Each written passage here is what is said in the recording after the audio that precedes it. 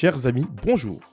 Bienvenue sur le podcast Petit sous, gros sous, qui parle d'éducation financière et d'investissement. Ici, tu retrouveras l'actu financière en live et replay, les témoignages des familles qui tentent de joindre les deux bouts, les histoires inspirantes sur la gestion de tes finances personnelles, les conseils pour fructifier ton argent, la légitimité pour parler argent. Chers amis investisseurs, bienvenue dans cet épisode inédit de la série Investissement franco-africain. Après 10 épisodes sur les opportunités, les risques et les défis rencontrés par les investisseurs en Afrique, il nous est apparu judicieux d'aborder les démarches administratives dans leur complexité et aussi les opportunités qui s'y rattachent. Dans l'imaginaire colonial, on imagine l'Afrique être un enfer administratif ou bureautique où un fonctionnaire lascif pose à côté d'une pile de dossiers avec une grosse mouche survolant la pièce et un soleil de plomb accablant. C'est un vieux scénario. Le classement de la Banque mondiale Business Ready, anciennement Doing Business, classe dans son top 10 quelques pays africains ayant une efficacité opérationnelle, une réglementation allégée adaptée et une facilitation des procédures d'investissement. Je vais citer Maurice, Maroc, le Rwanda, sont des modèles qui talonnent bien des pays de l'OCDE. Certains pays ont supprimé les visas d'entrée, tandis que d'autres restreignent la circulation. Les pays africains sont mieux classés dans Business Ready et cela ne doit pas masquer certaines disparités, à savoir la complexité administrative qui n'est pas forcément fantasmée. L'enfer administratif existe dans certains pays où la bureaucratie et l'inertie sont légion. Si vous n'êtes pas à 5 heures du matin devant l'office, vous êtes sûr de ne pas pouvoir rentrer dans le bureau de la journée. La bureaucratie ne rime pas forcément avec manque d'opportunités. La patience est une vertu dont démontrera tout investisseur aguerri ou investisseur novice. Je vais vous donner quelques chiffres clés sur le potentiel de croissance en Afrique. Il faut savoir qu'en Afrique, le potentiel 2025 de croissance est estimé entre 3,8 et 4,2, comparé à la croissance mondiale qui est estimée à 3,2. Donc, il y a beaucoup de potentiel et il y a beaucoup de marge. Dans les pays qui attirent le plus d'investissements directs étrangers, selon Business Ready, nous avons des pays africains comme le Rwanda, l'île Maurice, le Maroc, le Botswana, le Togo, la Côte d'Ivoire, les Seychelles, qui se distinguent par leur efficacité opérationnelle, par des services publics efficaces, mais aussi un cadre réglementaire qui est adapté et qui est beaucoup plus attractif. Il faut noter que principalement les investisseurs investissent 4 secteurs clés en Afrique, à savoir l'énergie et surtout l'énergie renouvelable dont j'ai parlé ici, les infrastructures, à savoir des routes, des immeubles, des bureaux, des maisons, des infrastructures technologiques, à savoir des data centers et tellement d'autres choses encore. Mais il faut aussi noter que l'Afrique, il y a un défi qui est l'autosuffisance alimentaire, donc il faut nourrir plus d'1 milliard d'habitants. Donc l'agroalimentaire est un secteur clé d'investissement et il faut pas l'oublier. Dans tout développement, il faut l'accompagner par des services et j'ai dédié un épisode sur les services 3.0. Donc maintenant, revenons sur notre sujet, ce qui est la complexité et les opportunités sur la partie administrative. Il faut savoir qu'il y a beaucoup de pays africains qui proposent des facilitations. Et cette facilitation s'illustre par des guichets uniques. C'est-à-dire que vous vous adressez à un seul guichet et ce guichet-là, vous pouvez investir, créer votre entreprise et effectuer toutes les démarches dans un seul et unique guichet. En général, ce sont des agences de développement ou des agences de direction des investissements étrangers. Dans cette démarche de facilitation, il y a aussi tout ce qui est démarche de digitalisation qui tendent en fait à dématérialiser l'ensemble de la procédure. Donc depuis votre bureau aux États-Unis, à Paris ou à Bangkok ou à Pékin, vous avez un accès virtualisé où vous déposez vos dossiers, vous initiez vos démarches et vous arrivez déjà dans le pays avec un dossier et même un numéro d'immatriculation ou des numéros de suivi. Vous avez aussi des pays qui sont champions dans l'incitation fiscale en fait qui déroule le tapis rouge aux investisseurs. Et dans ces pays-là, je reviens encore dans ma liste, vous avez les Seychelles, le Rwanda, vous avez l'île Maurice, vous avez aussi le Maroc, donc qui propose justement des cadres réglementaires. Notamment le Maroc, vous avez une protection, un cadre réglementaire qui protège aujourd'hui les investissements et les investisseurs en fait étrangers. Mais aux côtés de ça, pour pouvoir aller investir dans un pays, il faut être bien accueilli, il faut bien arriver. Et il y a des pays qui ont totalement enlevé les visas. Donc vous avez des visas qui sont pris sur place. En fait, vous pouvez rentrer facilement dans ces pays-là. C'est des pays qui proposent une libre circulation des biens pour le moment donc, et des personnes. Donc vous avez également le Sénégal qui se veut être attractif. Vous avez le Ghana, vous avez le Kenya, vous avez le Rwanda où ils ont supprimé les visas pour les ressortissants des pays d'Afrique. Et pour les ressortissants de l'Union européenne, c'est un visa d'entrée à l'entrée. Vous avez également le Cap-Vert, les Seychelles, le Maroc et la Tunisie qui rejoignent ces pays. Mais en tout cas, il y a un mouvement et ce mouvement tend à bannir en fait tout visa pour tout visiteur étranger qui souhaiterait venir investir dans le pays. Maintenant, dans ces pays-là, ce sont des pays qui se sont rendus compte qu'il y a une forte diaspora à l'étranger et qu'il faille en fait aussi attirer cette diaspora pour investir. Notamment, vous avez le Nigeria qui ont des procédures dédiées pour router des investissements dans l'agriculture, dans la tech et dans les infrastructures. Vous avez également le Ghana avec un programme qui s'appelle Year of Return. Certains programmes, ça s'appelle du comeback.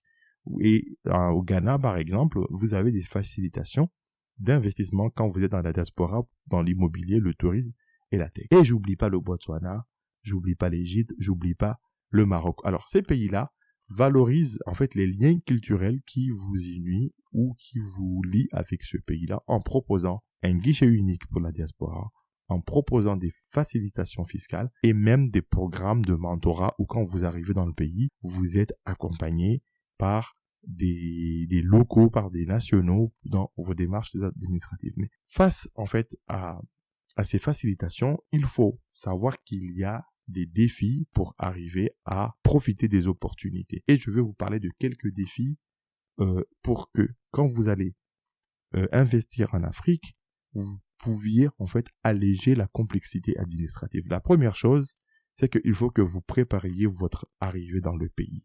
Donc, c'est-à-dire que en arrivant dans le pays, soit vous avez contacté de la famille parce que vous avez de la famille, vous avez des amis, donc pour vous accompagner, soit vous avez des partenaires d'affaires avec qui vous allez passer votre séjour à effectuer les démarches, soit il est possible de contacter des agences de facilitation. J'en ai vu pour le Sénégal, j'en ai vu pour beaucoup de pays comme le Rwanda où il y a des agences, où il y a des agents qui vous accompagnent dans vos démarches avec un pack de services, à savoir mise à disposition d'un véhicule, de logement, de connexion internet, de bureau, d'espace de coworking et aussi même un chauffeur. Il faut préparer votre arrivée dans le pays. Vous avez aussi une chose importante à noter, c'est que dans n'importe quel pays, il y a des facilitations et des facilités, des facilitations et des facilités pour les résidents fiscaux, ceux qui se domicilient fiscalement dans le pays. Donc, il faut que, avant d'aller investir, que vous clarifiez votre domiciliation fiscale. Est-ce que vous êtes juste un investisseur de passage ou est-ce que vous allez être résident? Et souvent, ces facilitations-là, ces avantages fiscaux sont réservés en fait aux investisseurs. Là, je prends un exemple. Dans un pays comme les Comores, quand vous allez être un investisseur, vous allez investir dans le pays, vous avez par exemple des frais douaniers qui sont pas appliqués selon des secteurs stratégiques clés. Et il faut que vous soyez un investisseur, il faut aussi que vous soyez un résident fiscal, ça c'est très important. Donc ces pays-là offrent des facilitations aux résidents fiscaux. Donc il faut vous poser la question, si vous allez investir dans un pays, est-ce que vous continuerez par exemple à être un résident fiscal français, suisse, américain? Et il faut pas l'oublier, ces pays-là attirent des investisseurs, mais ils ont des secteurs clés où il faut absolument en profiter. Donc attention, il y a des secteurs dans certains pays qui sont très régulés. Donc, par exemple, des secteurs qui sont interdits aux étrangers, qui sont interdits à ceux qui ne sont pas nationaux ou qui sont interdits aux binationaux. Donc, attention à vérifier votre statut, à initier vos démarches et à savoir si votre investissement est bien autorisé dans ce pays-là. Il faut savoir qu'il n'y a pas une harmonie administrative dans le monde, en fait. Maintenant, il est important de noter que immatriculer une société ou créer une société ne veut pas dire démarrer l'activité. Dans ces pays-là, souvent, il faut obtenir une autorisation fédérale. Après l'autorisation fédérale, il faut aussi l'autorisation de l'État, dans un État. Il faut aussi, par exemple, l'autorisation de la province ou de la région ou l'autorisation de la commune. Ça, il faut pas l'oublier. Donc, chaque pays a sa propre discipline administrative. Donc, forcément, il faut vous renseigner. Il faut pas vous dire, voilà, j'ai l'autorisation fédérale, je suis immatriculé. Voilà. Ces problèmes-là aussi se posent en termes de déplacement. Il y a des pays qui ne sont pas beaucoup décentralisés où tout s'effectue dans la capitale, soit fédérale ou la capitale régionale. Donc, il faut prévoir des coûts de transport et des déplacements fréquents dans des administrations qui sont dispatchées dans tout le territoire. Donc, attention à l'importance, en fait, d'avoir justement quelqu'un de la famille, d'avoir un chauffeur. C'est souvent des pays où il n'y a pas de site internet pour tout, où le site n'est pas à jour et l'adresse n'est pas à jour, où on ne peut pas facilement se déplacer avec un Google Maps ou un Waze. Donc, important donc d'être accompagné, c'est ce que je disais au départ. Maintenant, quand vous êtes là et que vous effectuez des démarches, il faut pas venir en 3 semaines en disant je viens pour investir. Il faut bien gérer son temps parce qu'un investisseur n'est pas un touriste. Donc en fait, il croit au pays et il y va rester. C'est dans cette logique-là où il faut bien prévoir du temps. Par exemple, il y a des pays où vous allez obtenir votre immatriculation, votre licence, votre cabis en moins de 24 heures ou en 48 heures ou en une semaine. Il y a des pays, ça prendra plus de temps. Donc, pour obtenir en fait un numéro de société.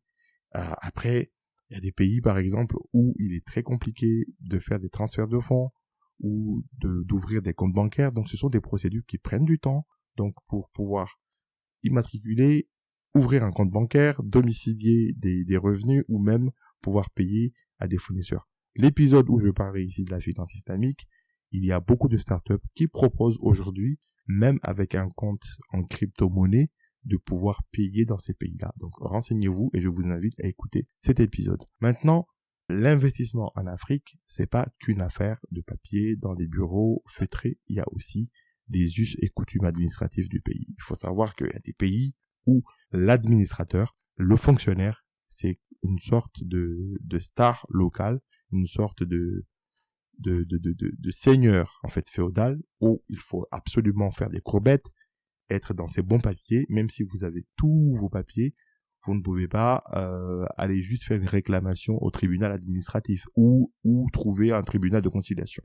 Il faut absolument que vous soyez en bon terme avec ces gens-là. Ça explique parfois des dérives dans certains pays, faut pas vous l'oublier en termes en fait administratifs, mais il y a beaucoup de corruption et cette corruption passe par le fait de graisser des pattes. Donc il faut savoir que si vous graissez pas les pattes, vous ne pourrez jamais y arriver. Alors on peut se dire oui, oh, quelle horreur mon éthique d'occidental ou de non national, je ne veux pas contribuer à cela.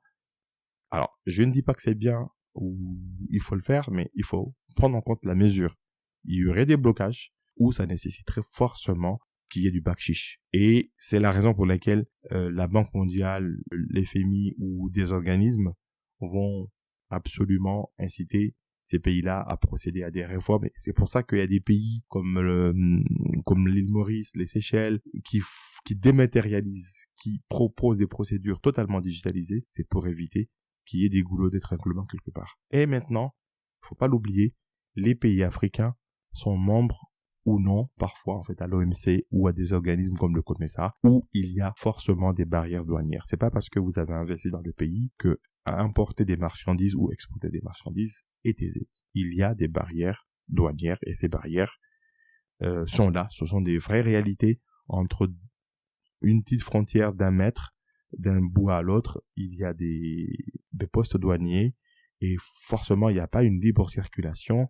C'est pas comme dans l'Europe des 27 où on peut y aller et faire ses allées-venues. Il y a des contrôles, il y a des procédures. Et chaque pays a ses procédures. C'est pas parce que ce sont des pays francophones ou des pays qui ont des cultures proches qui sont forcément proches en termes de procédures, de complexité administrative. Attention à bien vous renseigner si votre activité nécessite de l'import-export, s'il nécessite de transférer des fonds d'un pays à l'autre, s'il y a une logique de frontalier. Ça, il faut pas l'oublier. Donc, il est très important aujourd'hui, donc quand vous êtes un investisseur professionnel, c'est-à-dire une société, ici vous allez créer une société là-bas, ou si vous êtes de la diaspora et que vous allez juste investir pour votre immobilier résidentiel ou vous allez faire une petite activité de consultant, à bien vous renseigner, c'est très important. Donc justement de se dire j'y vais, je prends un billet aller, mais je prends pas un billet retour parce que vous ne savez pas combien de temps donc cela va durer. Donc il y a 3 points importants à savoir, c'est que les pays africains sont de plus en plus ouverts aux investissements directs étrangers qui sont fléchés dans des secteurs très clés. Il est important de savoir que quand vous êtes de la diaspora, aujourd'hui, il y a une forte attractivité de la diaspora dans ces pays-là pour faciliter des programmes comme des programmes de comeback, des programmes de year of return. Donc, quand vous êtes de la diaspora, il y a même des verrous qui sautent. Donc, il est très important, avant d'aller dans ces pays-là, voir s'il n'est pas possible, si vous n'êtes pas un national, si vous n'êtes pas de la diaspora de ces pays, d'avoir des associations avec quelqu'un dans le pays. Il est aussi important de prendre en compte que le temps en Afrique n'est pas pareil que le temps en Europe, en fait. Le temps partout, c'est de l'argent, mais le temps sur place, en fait, c'est comme partout dans le monde, la fonction publique, l'administration, tout le monde s'en plaint des inerties, s'en plaint de la bureaucratie, s'en plaint des blocages. Donc, il faut parfois prendre son mal en patience, il faut parfois caresser les gens dans le sens poil. Il faut absolument ne pas comparer. Donc, si vous avez une approche purement scientifique, vous avez la liste de Doing Business, vous avez les top pays. Si vous êtes de la diaspora d'un pays, il faut commencer réellement à vous entourer d'une sorte de Sherpa, de conseiller, de chauffeur, de garde du corps qui va vous guider dans les méandres de l'administration et puis prévoir du déplacement, prévoir de passer beaucoup de temps dans les transports, dans les bouchons et prévoir du temps au soleil. Donc aujourd'hui, l'Afrique ne diffère pas d'autres pays du monde, que ce soit des pays d'Amérique latine ou des pays d'Asie. L'administration reste un morceau. La complexité administrative, c'est quelque chose où tout le monde en fait se bat. Dans chaque pays, il y a une bataille pour être mieux classé dans Business Ready, enseignement Doing Business. Dans chaque pays, il y a des agences de développement, des agences d'attraction, de gestion, de management, en fait, des investissements directs étrangers, et que c'est important de connaître, en fait, l'environnement du pays. Il suffit d'un clic pour savoir tout cela. J'espère que cet épisode complémentaire viendrait, en fait, éclairer et clarifier, et que, avec plus de 50 États en Afrique, il n'aurait pas été facile de rentrer dans le détail de chaque pays, mais quand vous êtes de la diaspora, intéressez-vous en fait au sujet. Il y a même des chambres franco-sénégalais, comoriens, malgaches qui sont là aussi pour vous y accompagner. Au plaisir de vous y retrouver dans d'autres épisodes. Merci beaucoup d'avoir écouté cet épisode fait avec beaucoup d'amour et quelques nuits blanches. Si tu as des questions ou tu veux témoigner, mets un commentaire ou écris-moi sur les réseaux sociaux de Petit Sous, Gros Sous. Je me ferai un plaisir de t'y répondre.